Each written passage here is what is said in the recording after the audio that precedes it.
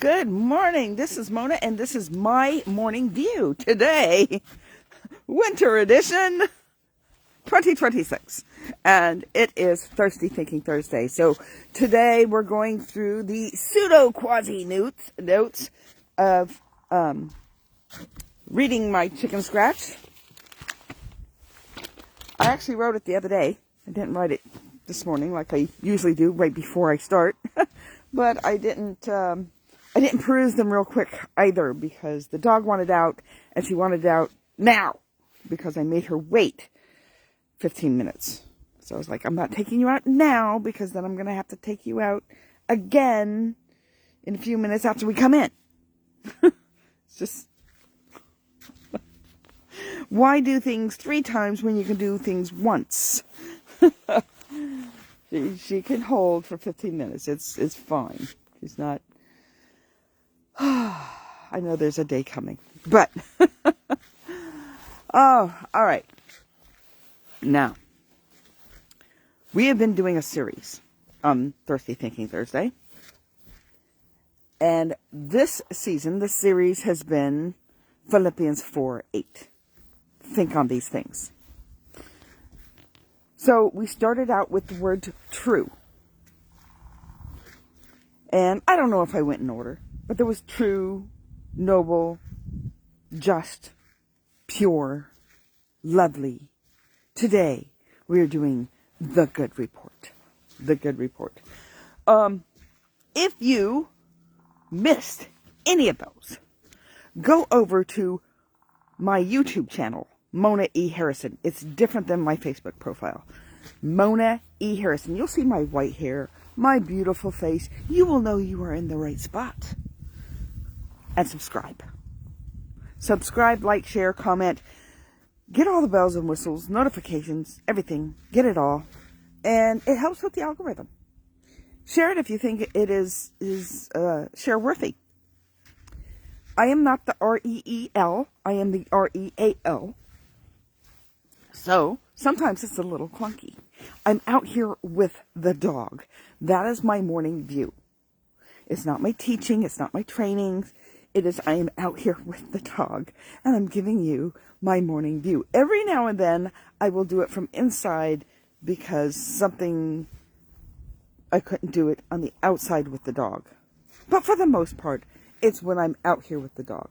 And then I just, quickly maybe go into the back room and give you a report on the morning. All right. So, good report.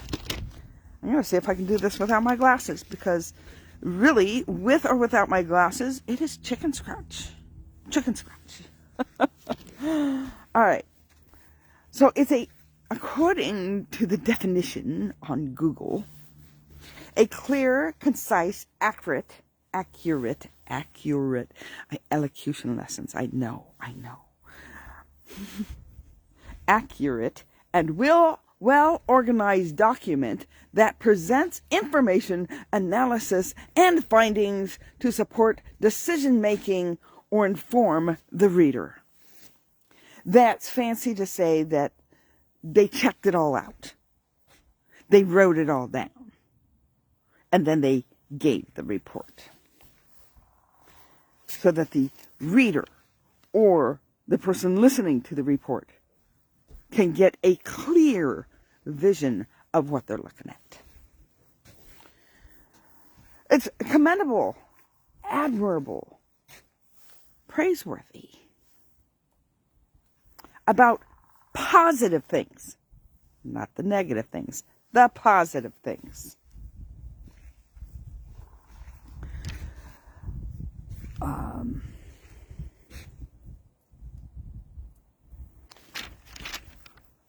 When I was looking at this word for good report, biblically, it talked a lot about our ability to keep a good reputation. It talked about, that somebody was going to report on us, it would be a good report. That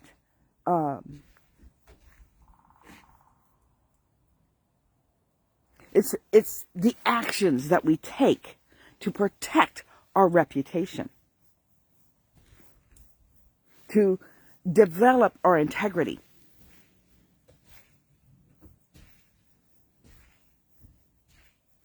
It's what is kind and likely to win people avoiding offense. Now, I save my offense for Fridays. Yes, Feisty Friday is my offense day. Even Jesus offended people. But it was on them, not on him. The offense is owned by the offended, not by the offender. So Philippians 1:20 and 21, Paul is not ashamed. He continues to be bold for Christ and live a life of honor to Christ.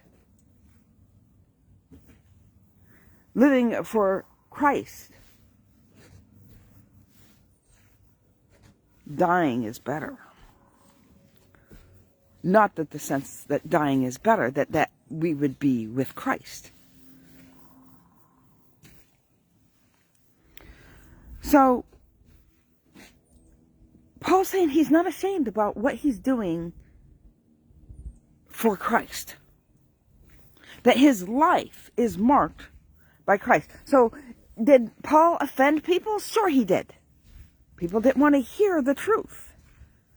But he was not ashamed because he was doing what was right. And it kept his reputation with the one that the reputation is worthy of having. And that is Christ.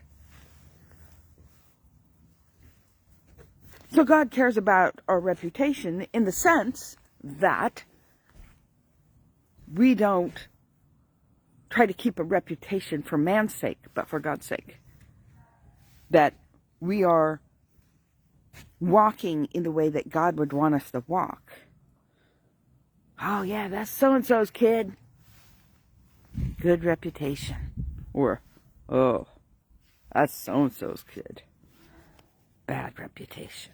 So we keep our reputation for Christ.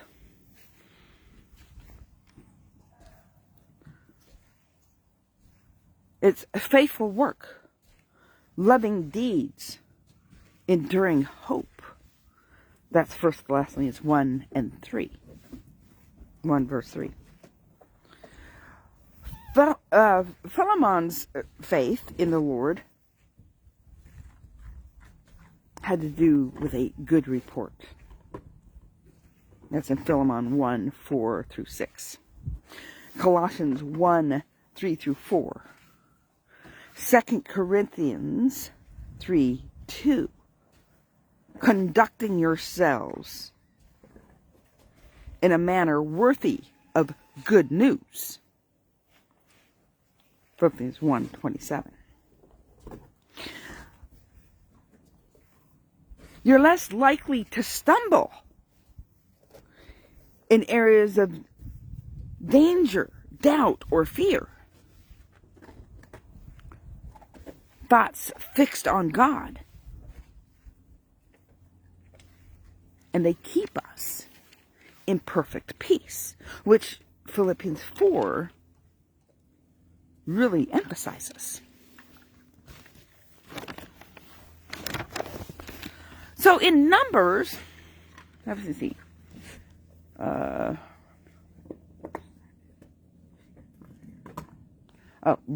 Reputable, this is another definition a little bit. It's reputable good news that is shared with good intent. In other words, you shared the good news in order to do good, to encourage, to build up, to say, hey, we can do this thing. Which leads me to Numbers 13 and Numbers 14 chapters. Jacob and, no, I said it backwards. It's Caleb. Caleb and Joshua. I tried to say both their names at the same time. Doesn't work. Jacob and, I did it again. Caleb and Joshua. Caleb and Joshua were two of the 12 spies that were sent out to check out the promised land. Now, mind you, in that day that Joshua, in the days of Moses and such, it took 2 male witnesses in order to establish a thing, to establish a truth. So in the court of law, you needed 2 male witnesses. They couldn't be 2 female witnesses. They needed to be 2 male witnesses in order to establish that the truth was being spoken, or that an account happened. And that's why it's really cool that Jesus used women to be his first people to run and tell the good news that Jesus had risen from the dead.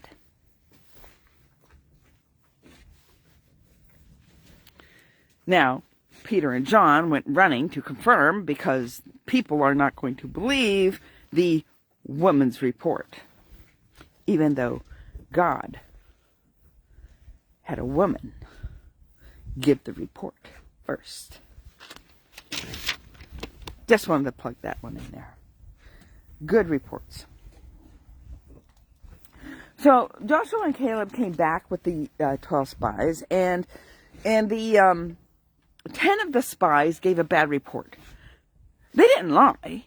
Well, they may have exaggerated, possibly. They certainly didn't lie. They said there are giants in the land.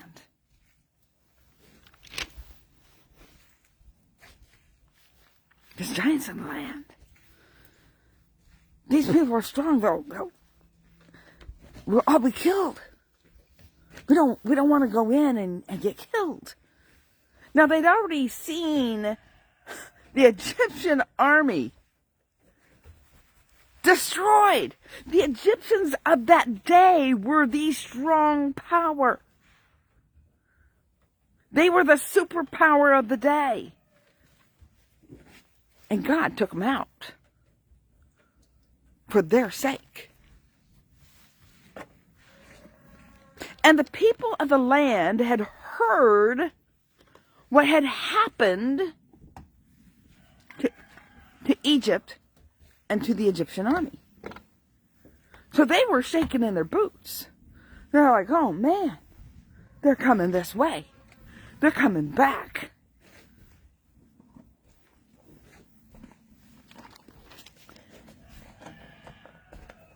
They were afraid. And yet the 10 spies come and they say, oh, it's too difficult for us. But the 2 spies, Caleb and Joshua, they came back and they said, yes, the land is full. Both of them said that the land was full of milk and honey, grapes the size of your head, a little bit of exaggeration there. Nice vegetation. The stuff is good, and it's good for the taking. God has provided this space. And though there'll be giants in the land, you need not be afraid, because God is mighty, and with God we can surely take it. Theirs was the good report. Theirs was the report that was clear, concise, accurate, well organized. They were angry with the 10 spies that put fear into the people's hearts, so they were bringing it for good intent. The others was not for good intent. It was for fear. Fear-mongering, fear-based. You only needed 2 witnesses. They had their 2 witnesses. And they chose to be in fear. Now, mind you, they had not wandered in the desert yet. No, this was the case that caused them to wander in the desert, because it got to that point where God said, you know what, I'm going to wipe these people out. They're horrible. I'm going to wipe them out, and we'll start with you, Moses. You and me, Mo. Because working with these people. Of course, Moses, being the leader that he was, said, no, no, no, don't wipe them out, Lord, because if you wipe them out, then the people will say that you couldn't deliver them to the promised land. That you took them out into the desert and you killed them because you couldn't deliver on your promise. And this is not good for you, Lord. It's not good to have that reputation.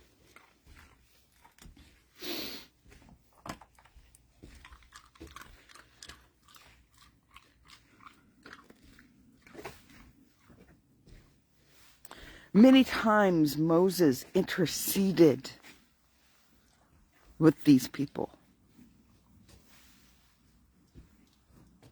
And he goes, okay, fine, I won't wipe them out. But not one of those people over the age of 20, not one of them are going to enter into the promised land. The only ones entering into the promised land is you, Joshua, and Caleb. Because they kept the good report. Now, mind you, Moses ended up not entering the promised land because he had done something and that he should not have done. And it wasn't because it was this horrible, terrible thing that he did. There was a bit of disobedience. What we would consider a small amount. But you have to remember the interaction that Moses had with God. And with much responsibility and much authority comes from that intimacy and that level of knowledge and understanding and that level of relationship that Moses knew a little bit better than anyone else. And he let his temper get the best of him, which has landed a lot of people in prison, by the way, in these days and age.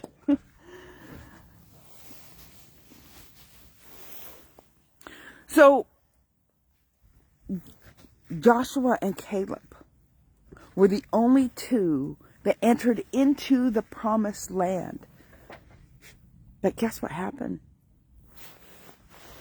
This is just bringing the truth, bringing you the good report, trusting in God.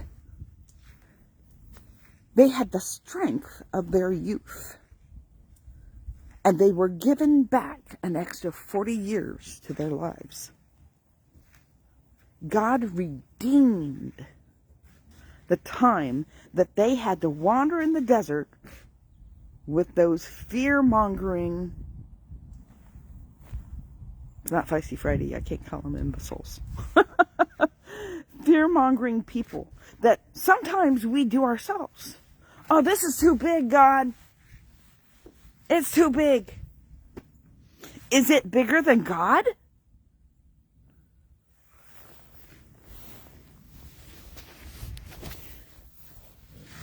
A good report isn't neglecting that there's negative to it. It's trusting that God can get you through it. All right. That's all I have for you today. Blessings, everybody. Have a great day. I'm going to shake the camera a little bit because I have to take the glove off in order to turn off the button. All right. And still, I don't know because my fingers are cold, and so it might not register me as being alive. Remember to go over to YouTube, Mona E. Harrison. All right. Because you're not going to find the other parts of this series because Facebook takes them off after 30 days. And I started this weeks ago. So some of them are no longer present on Facebook. So in order to catch the whole series, you got to go over to YouTube, Mona E. Harrison. White hair. Beautiful face. Bye.